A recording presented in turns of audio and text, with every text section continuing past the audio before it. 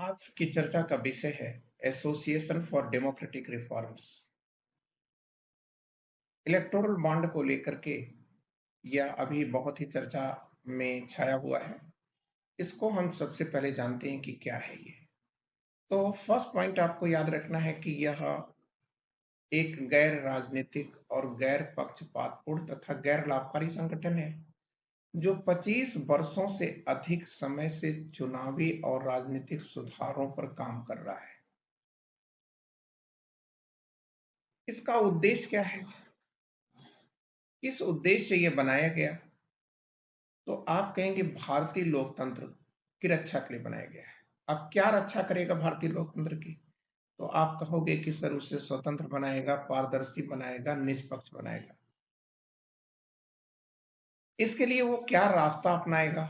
तो उसके लिए रास्ता ये है कि जो भी प्रत्याशी चुनाव लड़ने जा रहा है वह जनता के बीच में जाने से पहले जनता को यह बता दे कि उसके ऊपर आपराधिक मुकदमे क्या है, उसके उसकी वित्तीय हालात क्या है और उसकी जो शिक्षा दीक्षा है या शैक्षणिक पृष्ठभूमि है वह क्या है। अब ऐसा वो क्यों करेगा? प्रत्याशी ऐसा क्यों करेगा जनता के बीच में अपने बारे में? भाई क्यों बताएगा? तो आप कहेंगे ताकि जनता ये जान ले कि वह अपना रहबर जिसे बनाने जा रही है उसका चाल और चरित्र तथा चेहरा क्या है। इसके साथ साथ अब हम ये जान लेते हैं कि इसका मतलब एडीआर का उद्देश्य क्या हो गया। एडीआर का उद्देश्य ये हो गया कि एक बेहतर गवर्नेंस की स्थापना करना। सेकंड चीज ये हो गया कि डेमोक्रेसी को मजबूत करना। तीसरी चीज हो गई कि राजनीति से करप्शन और क्रिमिनलाइजेशन को समाप्त करना। चौथा हो गया कि मतदाताओं को जागरूक करना कि आप जिसे अपना नेतृत्व देने जा रहे हैं उसके मतलब चाल चरित्र और चेहरा क्या है। पांचवा इसका उद्देश्य है राजनीतिक दलों को उत्तरदायी बनाना या बनाया जा सके तथा राजनीतिक दलों में आंतरिक लोकतंत्र की स्थापना किया जा सके। मतलब need for inner party democracy and transparency in party functioning. अब इसके बाद ये प्रश्न आता है, आपसे पूछा जा सकता है कि इसका संस्थापक कौन है? भाई इतनी पवित्र संस्था का संस्थापक तो कोई ना कोई होगा ही होगा। तो इसकी स्थापना किसने किया था? तो आप कहोगे कि sir Indian institute of management ने किया है सर। ठीक है, इसकी स्थापना भारतीय प्रबंधन संस्थान अहमदाबाद के प्रोफेसरों के एक समूह ने किया है, जिसमें से ये 3 प्रोफेसर्स का नाम मैं आपके बीच में ला रहा हूं। एक है प्रोफेसर त्रिलोचन शास्त्री, दूसरे हैं प्रोफेसर जगदीप छोकर और तीसरे हैं डॉक्टर अजीत रानडे। अब हमारे सामने आता है कि अब तक एडीआर ने क्या कार्य किया है।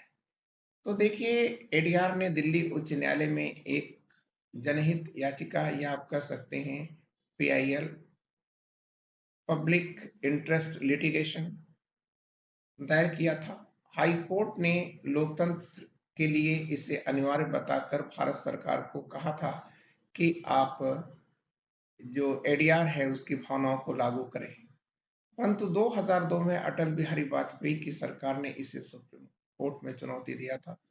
सरकार सुप्रीम कोर्ट में मुकदमा हार गई। तभी से लेकर आज तक चुनाव लड़ने वाले प्रत्येक उम्मीदवार चुनाव से पहले भारत चुनाव आयोग के साथ एक हलफनामा दायर करते हैं और अपने आपराधिक, वित्तीय और शैक्षणिक पृष्ठभूमि का खुलासा करते हैं। अब अगली जो बात हम आपसे करना चाहेंगे कि एडीआर कैसे कार्य करती है, मतलब किन संस्थाओं के माध्यम से या किन कार्यक्रमों के माध्यम से कार्य करती है। तो देखिए, एडीआर नेशनल इलेक्शन वॉच के माध्यम से कार्य करती है। ठीक है, अब सवाल इस बात का है कि नेशनल इलेक्शन वॉच है क्या? तो आप बताओगे कि यह एडीआर का एक प्रमुख कार्यक्रम है। 2002 से नेशनल वॉच और एडीआर देश भर में चुनावी निगरानी रख रहा है। इस कार्यक्रम के हिस्से के रूप में चुनाव लड़ने वाले उम्मीदवारों के हलफनामों की सूक्ष्मता से जांच की जाती है और नागरिकों को उम्मीदवारों के संदर्भ में सूचना दी जाती है। अब यह सूचना कहां प्रकाशित होती है? तो वह उसकी वेबसाइट है, एडीआर की वेबसाइट है www.myneta.info पर आप इसे देख सकते हैं, उसी पर यह प्रकाशित होती है। अब अगला जो पॉइंट है वो है कि इसका दूसरा जो कार्यक्रम है वो क्या है, तो आप कहोगे कि सर दूसरा जो कार्यक्रम है वो पीपीडब्ल्यू है, मतलब पॉलिटिकल पार्टी वॉच है। अब पॉलिटिकल पार्टी वॉच क्या करती है, इसका क्या उद्देश्य है, तो इसका बताया गया है कि राजनीतिक दलों के कामकाज में अधिक पारदर्शी और जवाबदेहिता लाना। 2008 में एडीआर द्वारा दायर एक अपील के आधार पर केंद्रीय सूचना आयोग ने घोषणा की कि राजनीतिक दलों के आयकर रिटर्न आईटी विभाग द्वारा सार्वजनिक डोमेन में उपलब्ध कराए जा रहे हैं। मतलब ये पॉलिटिकल पार्टी वॉच, ये जो आईटीआर होते हैं, पार्टियों के आईटीआर होते हैं, वह इंफॉर्मेशन जो डिपार्टमेंट है उसके वेबसाइट पर पब्लिश होते हैं। अब अगला जो पॉइंट है कि एडीआर ने अब तक और क्या क्या कार्य किया है, तो आप ये कह दीजिएगा कि एडीआर ने वित्त वर्ष 2002 से लेकर के 2002-3 से लेकर आज तक भारत की सभी राष्ट्रीय और क्षेत्रीय पार्टियों के आईटी रिटर्न का विश्लेषण किया है। राजनीतिक दलों की योगदान रिपोर्ट ये क्या है, तो आप कहोगे कि सर इस कार्यक्रम के तहत राजनीतिक दलों की योगदान रिपोर्ट का विश्लेषण किया जाता है, जिसमें कारपोरेट घराने और 20,000 रुपए से ऊपर के व्यक्तियों द्वारा जो दान दिए जाते हैं उसकी सूचनाएं होती हैं। क्लियर? तो ये था एडीआर और एडीआर के बारे में आपको जानकारी। अब देखिए एडीआर इन दिनों चर्चा में क्यों है, तो उसकी चर्चा में बने रहने का एक कारण ये है कि एडीआर ने, ठीक है,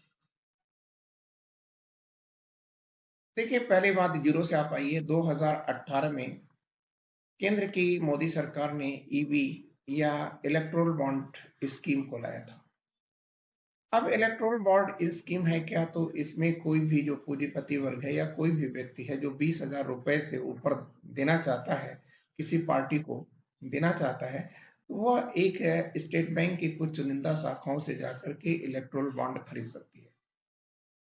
विवाद का विषय यहाँ कब उत्पन्न हो गया, जब इसमें उन्होंने कहा कि जो लोग पार्टी के फंड में दान करेंगे या देंगे ईवी के माध्यम से, उनकी पहचान गुप्त रखी जाएगी।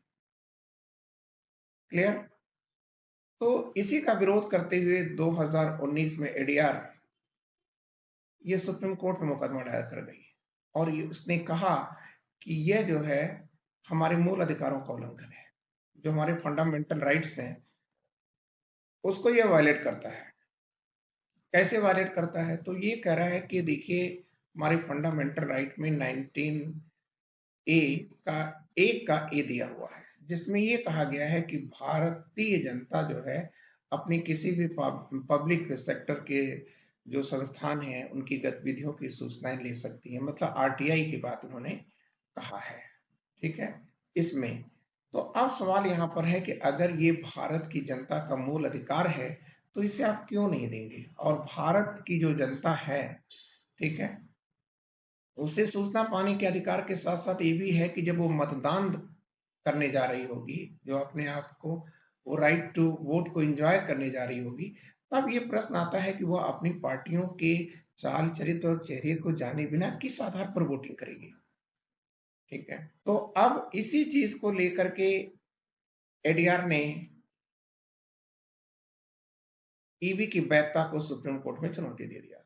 सुप्रीम कोर्ट ने याचिका को स्वीकार करते हुए फैसला दिया है कि 6 मार्च 2024 तक स्टेट बैंक जितने भी ईवी खरीदे गए हैं उनके बारे में सूचना सार्वजनिक कर दे। लेकिन 26 दिन के बाद 4 मार्च 2004 को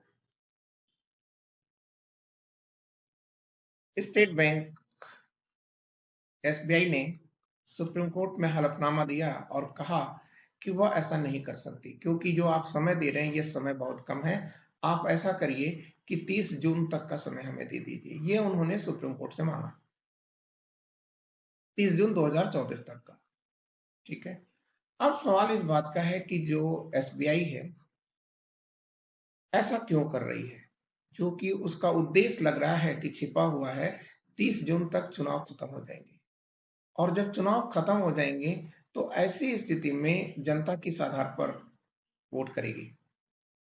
असत्य में या अंधकार में रह करके वोट करेगी। क्लियर? अब दूसरी बात यह है कि एसबीआई ने जो दलील दिया है, कहा कि इतने डाटा को हम नहीं दे सकते, क्योंकि एसबीआई ये दावा करती है कि वह सबसे ज्यादा डिजिटलाइज्ड है, डिजिटलाइज्ड बैंक है, और जिसके पास 48 करोड़ या लगभग 50 करोड़ अकाउंट्स मौजूद हैं और उनका सब कुछ का लेखा देखा करती रहती है। तो ऐसी स्थिति में यह लगभग 22,000 जो ईवी बॉन्ड है, इसको क्यों नहीं दे सकती? क्लियर? तो सुप्रीम कोर्ट ने 11 मार्च 11 मार्च 2024 को अपने फैसले में कठोर रुख अख्तियार करते हुए कहा कि यदि 12 मार्च 2024 की शाम तक एसबीआई इलेक्टोरल बॉन्ड के बारे में जानकारी ईसीआई या इलेक्शन कमीशन ऑफ इंडिया को नहीं दे देती, ठीक है, तो उसके विरुद्ध कार्रवाई होगी। और ईसीआई को भी निर्देश दिया कि वो 15 मार्च 2024 तक अपनी रिपोर्ट या जो ईबी की रिपोर्ट स्टेट बैंक ने दिया है उसे सार्वजनिक कर दे। तो ऐसी स्थितियों में आपको यह समझ में आ चुका होगा कि एडीआर क्या है और ये चर्चा में क्यों है। थैंक यू, आज इतना ही।